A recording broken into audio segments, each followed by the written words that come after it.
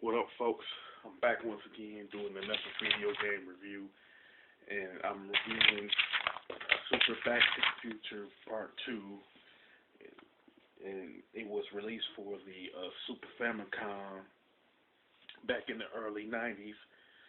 And if you watched the Back to the Future Part 2, you know it's going to be based off that particular movie, based off with Michael J. Fox and Christopher Lloyd.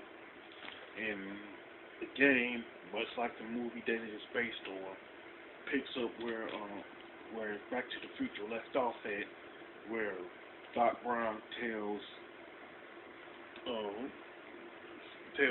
Marty and Jennifer about their children, specifically Marty Jr., because he was getting himself mixed up with Griff's gang and everything, and they was having intentions of breaking into a particular like business or whatever. They don't specify which place they was like breaking into, but they was pretty much on a mission to prevent Marty Jr. from saying yes to breaking into the place Griff was like talking about.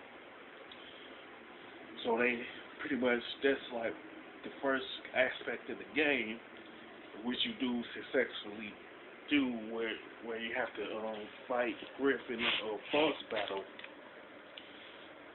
And once you successfully beat Griff, you go on, and Marty ended up buying like a sports almanac where old Biff sees the DeLorean and Marty buying the sports almanac, and he pretty much steals both, where it travels back to 1955, and old Biff gives the sports almanac to his 17-year-old self without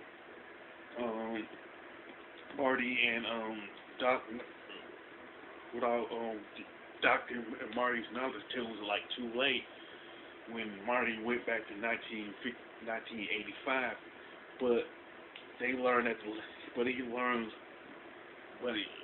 learns, but this was pretty much an alternate 1985 one they was like totally unfamiliar with, and it was worth. So the second part of the game is to get the sports almanac back from Biff from 1955 and burn it, so it goes back to the 1985 they're familiar with. So do you spend the rest of the game doing that?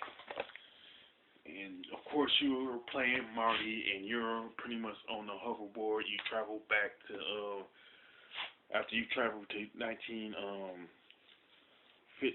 2015, you travel back to 1955 to get the almanac and all that. Now Super Back to the Future is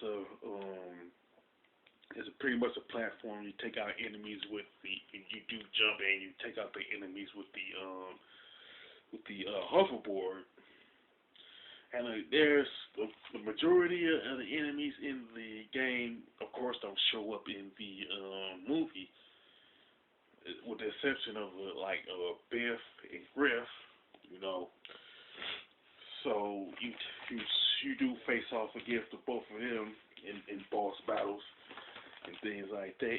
Plus, you can gather coins to buy like health if you take a hit, or you can use it to extend your health. But you start off with 3 units of health, which are represented by the hoverboards. You take 3 hits, you die. You do like 3 times total, you're gonna get a game over, And there are specific scenes from the movie that make it into the game. Like, I could give an example. You have a boss battle against the 17-year-old Biff, in 1955, and if you succeed in defeating him, he gonna run into the manure truck. And it is pretty an epic scene from the movie, you know, that to put in there. And I do like that. And as far as like the graphics and the level design, it is excellent. It has cool sprites and a very nice color palette to it. And as far as the gameplay is concerned, it's pretty. I would say it's simplistic. It's nothing like technically innovative, but it works, and I do like it. You know what I'm saying? And the music is pretty much a 16-bit rendition of the Back to the Future theme, and it's an excellent soundtrack to Super Back to the Future Part 2. You know, and to me, that's the best part of the game, in my opinion. And if you was to compare it to Back to the Future Part 2, the Back to the Future Part 2 and 3 combo pack for the NES, and Back to the Future Part 3 on the Sega Genesis, you'll find real quick that it is way better than those 4 games combined. Which leads me to my gripe about Back to the Future Part 2 for the Super Famicom, which was never released on Super Nintendo. We was pretty much stuck with the Turd Fest games, which were the 4 Back to the Future games that I mentioned for Genesis and the NES. It's kind of like, I wish they would have released Back to the Future Part 2 from the Famicom and release it for the Super Nintendo. That's one of those things. It's like, it's a straight head scratcher. Why didn't they release it for Super Nintendo? I mean, the game is practically a classic on the Super Famicom. You know. Anyway, I would turn to a red, but I was able to play it, you know. But anyway, it's kind of like, as far as a score, I would definitely give Super Back to the Future Part 2 a straight up 9, you know.